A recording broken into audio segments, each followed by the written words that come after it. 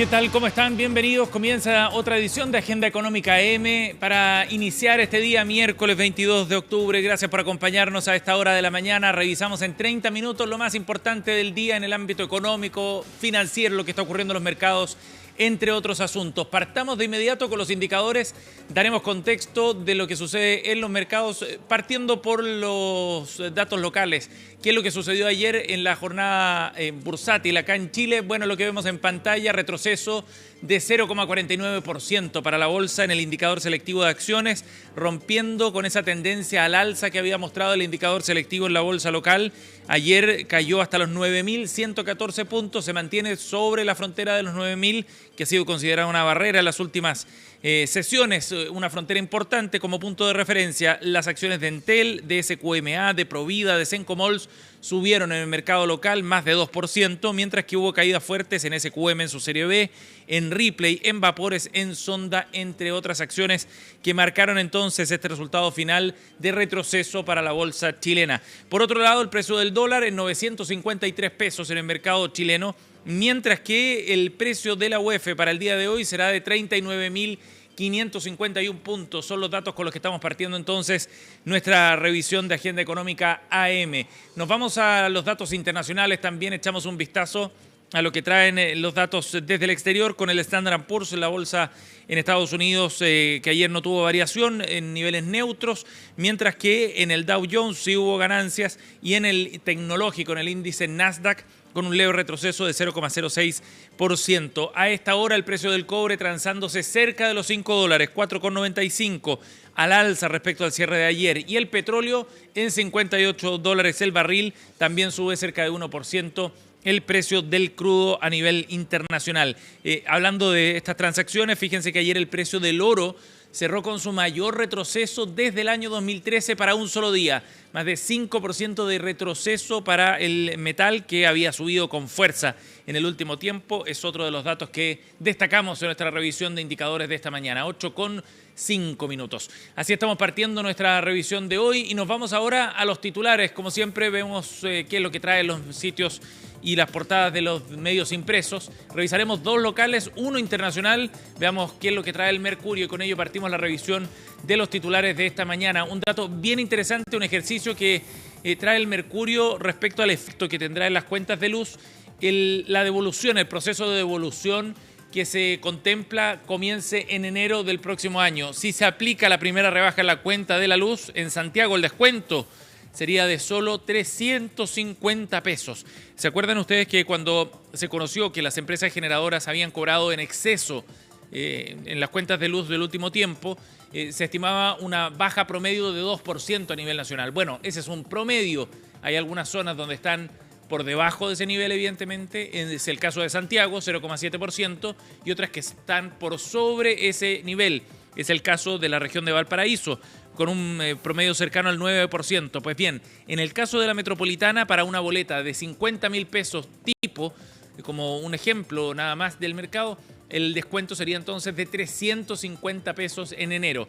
En el caso de la región de Valparaíso, con el mismo ejemplo en Viña del Mar, por ejemplo, el de una boleta de 50.000 bajaría a 45.900 pesos. Ese sería el ajuste, para tener una orden de magnitud del efecto que tendrá este descuento por las boletas que veremos reflejado en enero próximo. Ya estaremos profundizando en este tema en unos minutos, pero es el titular que trae el diario El Mercurio para hoy, en un ejercicio realizado por el académico de la USACH, Humberto Verdejo, con quien estuvimos hablando ayer y que hacía una estimación similar a este cálculo. Ya les vamos a contar más detalles de las consecuencias que ha traído esto, de las reuniones importantes que vienen hoy día y también, por supuesto, de las aristas políticas a propósito del futuro del exministro Diego Pardo.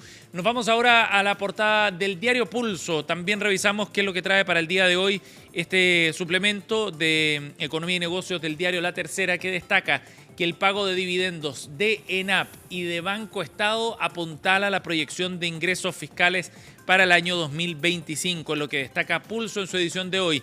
En este esfuerzo por tratar de acotar el déficit fiscal, podría venir un alivio bien relevante para las finanzas públicas por este lado, por el pago de dividendos, que es lo que puedan generar en el fondo las empresas del Estado como fuente de ingresos. De acuerdo a la DIPRES, En el último trimestre, ENAP entregará cerca de 200 millones al fisco, mientras que Banco Estado aportará otros 340 millones por el concepto de renta de propiedad. El acuerdo SQM y Codelco, en tanto, dejaría para el fisco cerca de 50 millones de dólares, pero serán contabilizados el próximo año, en lo que han destacado desde la DIPRES, a propósito de los esfuerzos, como decíamos, por generar nuevas fuentes de ingreso para equilibrar los niveles de gasto que tiene nuestro país. Revisamos otro de los titulares: recursos de FONASA para remedios de más alto costo vía judicial, más que supera lo estimado en 2025, destaca Diario Pulso en su edición de hoy. Y revisamos también otro de los titulares un poco más abajo. Aparecen destacados otros temas en la portada del Diario Pulso de hoy, entre ellos lo que tiene que ver con estas cuentas de luz y un estudio que asegura que el pago extra concretado a las generadoras es de solo 2 millones de dólares. Otro antecedente que vamos a estar profundizando en minutos también respecto a esta situación. Por último, destacamos que un informe muestra que mayor eficiencia en transferencias a privados podría ahorrar cerca de 500 millones de dólares al fisco. Otro de los temas que trae Pulso en su edición de esta mañana. Y por último, 8:09, cerramos con la revisión de un medio internacional. Este fin de semana se llevan adelante elecciones legislativas en Argentina, las de medio término, y destacamos el diario La Nación de Argentina para enfocarnos en las consecuencias que ha tenido esto desde el punto de vista financiero y económico. Fíjense que el precio del peso argentino se ha ido desplomando en las últimas jornadas y ha llegado a sus mayores registros desde 2009. Pese a la ayuda de Estados Unidos, destaca el diario La Nación, el gobierno se resigna a que la tensión cambiaria predomine en los días previos a las elecciones. Estuvo llegando ayer a los niveles más altos de la banda de precios en la que se mueve el precio del dólar en el país vecino. Y esa es una señal bien clara también de cierto nerviosismo que hay en los mercados a puertas de esta elección. ¿Por qué es tan relevante? Bueno, porque si le va mal al gobierno de Argentina, al gobierno de Javier Milei, evidentemente que las posibilidades de que concrete su plan económico tan ambicioso de reforma se ve afectado, las posibilidades son menores. Y eso es lo que se empieza a reflejar también entonces en el mercado cambiario. Ayer cerró en 1.490 pesos el tipo de cambio, tocando el techo de la banda de flotación que se ubicaba en 1.491 pesos. Y si bien han llegado mensajes del gobierno de Estados Unidos respecto a apoyos y aportes económicos importantes, eso no ha sido capaz de compensar completamente los temores a nivel local en Argentina. Un tema para observar en los próximos días. 8:10, los titulares que revisamos a esta hora de la mañana.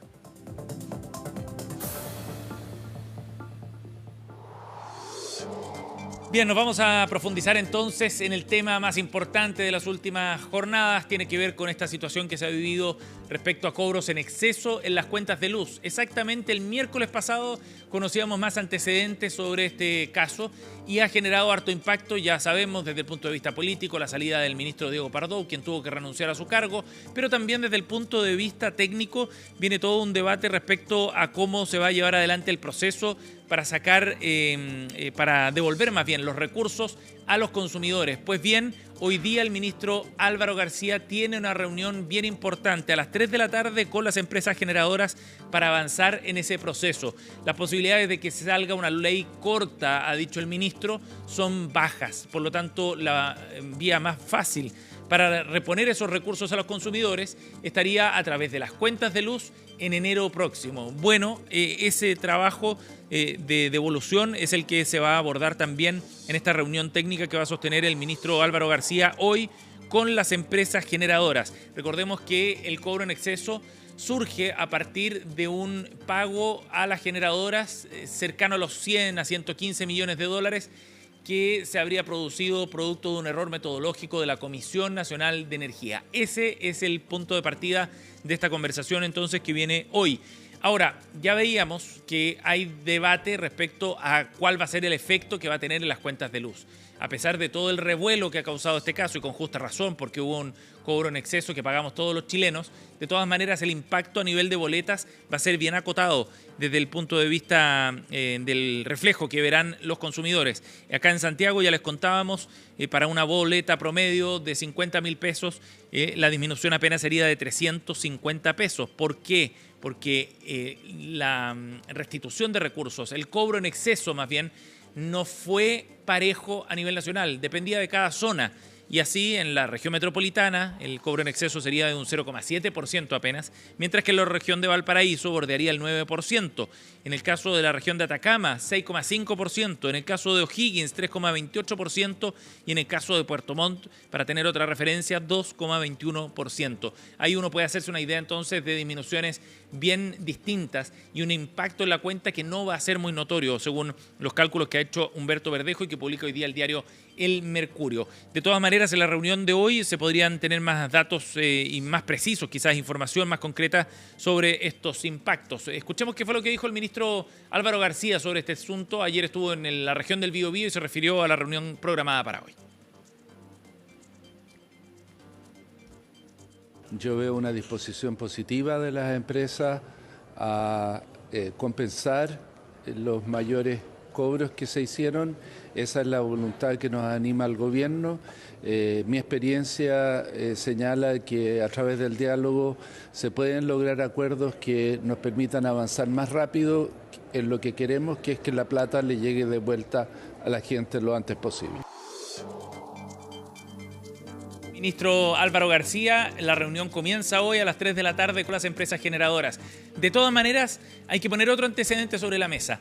La consultora Valgesta, encabezada por Ramón Galaz, hizo un estudio para analizar el efecto que tuvo este error metodológico de la Comisión Nacional de Energía y plantea un antecedente que puede dar vuelta a todo el tablero de la discusión, porque asegura que lo realmente adeudado, lo que se cobró de más, no son 100 millones de dólares, sino que serían 2 millones de dólares solamente.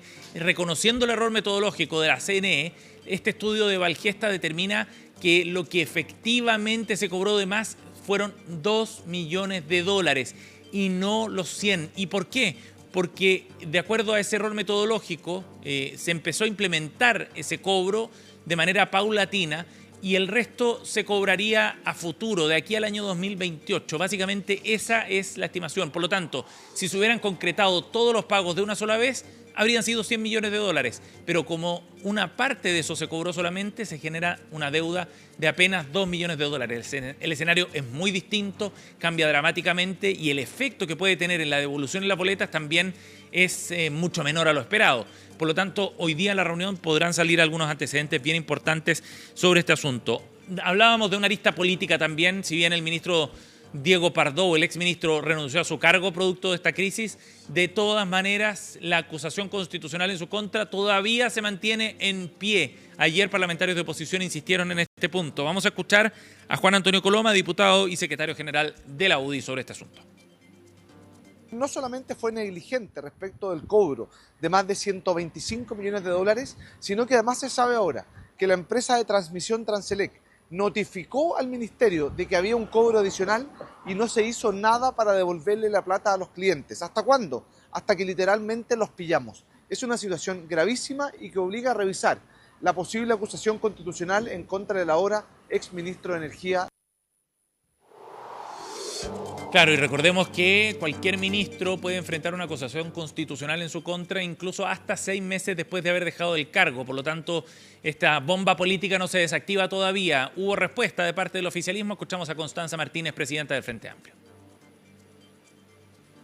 Hoy día la responsabilidad política se asumió, el ministro hoy día no está en funciones y todos los elementos que hay es que hay un error metodológico que tiene que ver con la Comisión Nacional de Energía y por lo tanto creo que hay un aprovechamiento político un poco evidente. Lo importante hoy día no es hacer un debate entre distintos partidos políticos, lograr dar una solución a la familia chilena, en eso estamos centrados. Son las 8:17, nos vamos a ir a otro tema porque ayer la Cámara Chilena de la Construcción hizo un balance bien interesante sobre la situación del sector. Y uno de los focos de este estudio, de este balance, tiene que ver con la implementación del subsidio al dividendo y los efectos que ha tenido en el mercado inmobiliario nacional. Ven con muy buenos ojos lo que ha ocurrido desde la Cámara Chilena, desde el gremio, porque ha habido primero un masivo interés por utilizar esta herramienta que, recordemos, permite disminuir el costo del crédito hipotecario asociado a viviendas por debajo de las 4.000 UF.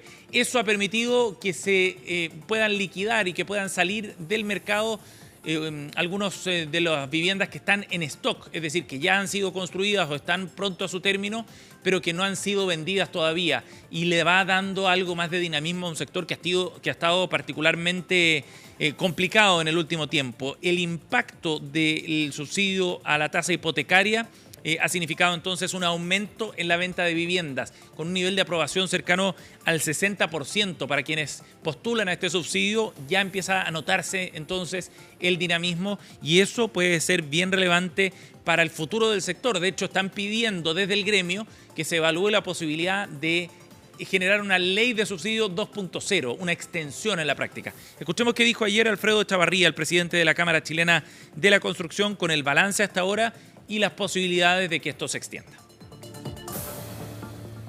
23.000 solicitudes presentadas. Entendemos que el último mes que está por cerrarse está llegando cerca de 25.000, significa la mitad de lo que había. Esto está claramente teniendo un impacto, un dinamismo. Por eso que también hemos señalado y conversado con las autoridades de ver la posibilidad de hacer una extensión de esta ley, una ley 2.0 llamamos, que pueda ir ampliando tanto un poquito en monto como obviamente en cantidad. Ahí estaba entonces la visión desde el gremio. Claro, son 50.000 subsidios disponibles, ya se ha ocupado la mitad, es probable que esto se mantenga en el tiempo. Se cruza también con ofertas importantes del sector inmobiliario que quiere liquidar ese stock y que permitiría entonces ir reactivando de a poco el inicio de nuevos proyectos, que es el objetivo, ¿no? Que el mercado inmobiliario liquide el stock disponible, que comience nuevos proyectos, y eso genera más inversión y por ende también más empleo dentro del sector de la construcción, uno muy relevante en nuestro país. Solo para cerrar este punto, recordemos que este proyecto fue impulsado en conjunto con el gobierno, podría eventualmente tener una segunda versión. El financiamiento viene por el lado de la recaudación de IVA que se genera a través de la venta de estos departamentos. Por lo tanto, desde el punto de vista fiscal, no significa mayor gasto y puede ser un elemento bien dinamizador para el sector y para la economía en general. Con esta información, 8:20, nos vamos a ir a la pausa. Nos vamos al corte, la agenda económica. Ya volvemos.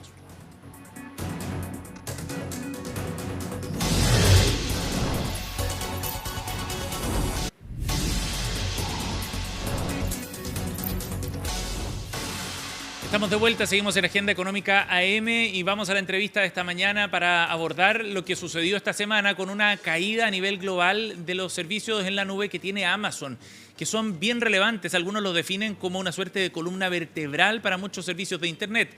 Fallos en transferencias bancarias, en el funcionamiento de algunos de estos bancos y otros servicios que son súper relevantes para las empresas, generaron disrupciones productivas bien importantes. Sobre eso vamos a conversar junto a Francisco Abarca, Chief Product Officer y cofundador de Kunsap. Gracias por estar con nosotros, Francisco. Gracias a ti. Bienvenido. ¿Qué pasó esta semana con Amazon Web Services? A ver, en simple, lo que pasó es que efectivamente muchos servicios se cayeron. Efectivamente muchos bancos, muchas herramientas que ocupan el día a día. No sé, Amazon se cayó, el mismo Amazon, me refiero al e-commerce, ¿no? Claro. Por ejemplo, todas las tareas que tú haces en el día a día de productiva en tu empresa también se pueden haber visto afectadas. Sí. En realidad, muchos de este colapso se basa en que efectivamente las rutas, los DNS, luego podemos entrar más en detalle, pero los DNS efectivamente fallaron. ¿Ya? En simple significa que, imagínate, de un día para otro es como que Google Maps borrara todas sus calles y ¿Ya? en el fondo no puede llegar al lugar de destino. Perfecto. Eso fue lo que efectivamente pasó.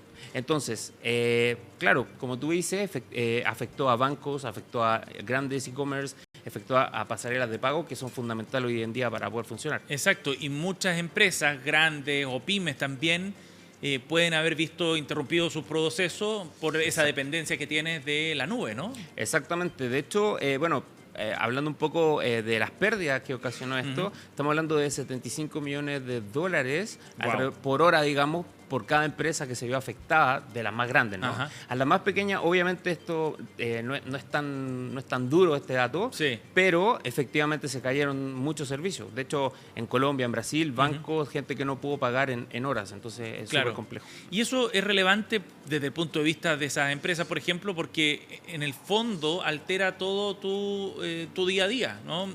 No poder pagarle a un proveedor significa la demora o el retraso en el envío de esos productos que necesitas, o no poder acceder a alguna base de datos significa no poder comunicarte con tus clientes, etcétera. Sí, efectivamente. O sea, muchas empresas, como dices tú, pequeñas, se vieron afectadas en su operación, pero lo realmente relevante es como la vulnerabilidad hoy día que tenemos, ¿cierto? Y esta dependencia de herramientas digitales tan importantes como Amazon u otras, Claro. Que cada vez nos hace más depender, ¿cierto?, de la tecnología que estamos colgados. O sea, esto puede afectar muchísimo en varios aristas. Y eso es bien interesante porque, digamos, Amazon Web Services es uno de los proveedores, hay muchos otros, pero las empresas empiezan a depender cada vez más. ¿De qué manera, Francisco, las empresas desde el punto de vista productivo pueden ser más fuertes, más resilientes ante fallas posibles, ¿no? Porque hoy día fue Amazon, pero el día de mañana puede ser cualquier otra. Efectivamente. Mira, yo lo dividiría en dos como aristas. A ver. La primera arista tiene que ver con que efectivamente uno, digamos, la empresa, ¿cierto?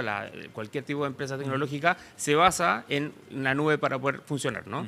Y hay varias alternativas para que puedan tomar la empresa. Una de ellas, obviamente, es tener como multizona, ¿no? Tener como sus dependencias de infraestructura, todas sus APIs funcionando, pero en distintas zonas, en distintas regiones. Perfecto. Porque recordemos que esto fue afectado en Virginia, en Estados Unidos principalmente, pero también en Brasil. Claro. Entonces, esa es la primera alternativa.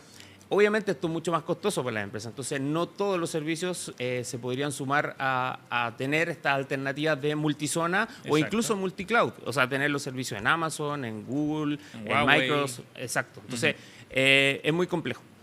No todas las empresas están, digamos, tienen el bolsillo para hacer esto, ni la infraestructura, ni los profesionales para poder hacerlo, entonces es complejo. Entonces, eso es el primer punto. Y el segundo punto, dentro de la compañía existen ciertos distintos roles que tienen que estar mirando todos sus proveedores de tecnología. Claro. O sea, esto es a nivel de servidor, ¿no? Sí. Pero todas las herramientas digitales que ocupan en su día a día tiene que efectivamente ser monitoreada. Y ahí el rol cae principalmente en el área de tecnología, pero también en el área de finanzas y el área de procurement. ¿Por qué? Porque básicamente el área de tecnología obviamente tiene que fijarse que toda su herramienta, todos sus proveedores digitales aseguren la continuidad operacional, ¿no? Claro, Exacto. claro, porque tú como empresa, digamos, tienes una serie de licencias, contratas productos, software, etcétera, para el desarrollo de tu negocio. Correcto. Y tienes que ir monitoreándolo. Correcto, efectivamente. Hay un fenómeno que ocurre en las empresas que es muy difícil de controlar, que son los famosos Shadow IT, que tienen que ver con todas estas herramientas que tú como empresa o como, digamos, departamento de tecnología o gobernanza es muy difícil controlar. Hoy día, si hacemos este símil, digamos, una familia, es como que en una familia el hijo contrata, no sé, herramientas de Netflix y el otro hijo contrata Spotify, pero sin tu autorización. Entonces eso pasa mucho en las empresas. O sea, ¿Así pasa? Efectivamente. ¿Tienen una estimación Shadow IT. ustedes en CUNSAP de qué porcentaje? Alrededor del 70% de las herramientas que se ocupan en una empresa hoy en día en Latinoamérica no pasan por el departamento de tecnología o la aprobación. El 70%. Eso es harto. Muchísimo, muchísimo. ¿En qué se traduce eso? ¿En costos? Eso se traduce principalmente en costos, pero también en riesgos, ¿no? De seguridad. O sea, por estas herramientas digitales muchas veces se ocurren fugas o secuestro de datos, etcétera, etcétera. O sea, es un tema importante dentro de la empresa y bueno, es fundamental hoy día controlar esto, ¿no? Claro.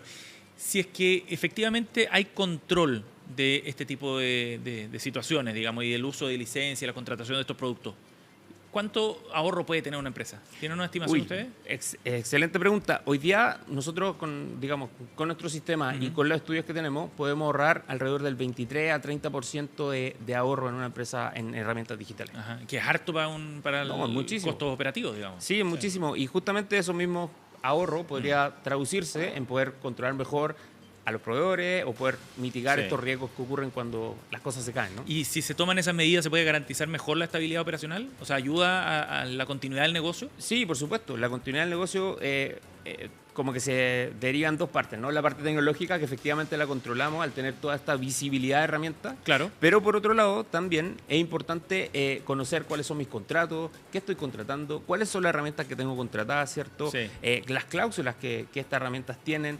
Y todo lo que tiene que ver con el tema de contratación, renovación y digamos, visibilidad completa es lo que nosotros apuntamos y lo que estamos haciendo hoy día en Kunsap. Francisco Abarca, Chief Product Officer, cofundador de Kunsap, ha estado con nosotros aquí en Agenda Económica. Gracias por haber venido, Francisco. Muchas gracias a ustedes. Gracias por acompañarnos. Buen día. 8:30, de esta forma estamos cerrando esta edición de Agenda Económica M. Gracias por acompañarnos. Quédense en nuestra transmisión multiplataforma. Seguimos con CNN Chile Radio en unos minutos. Estamos segundos.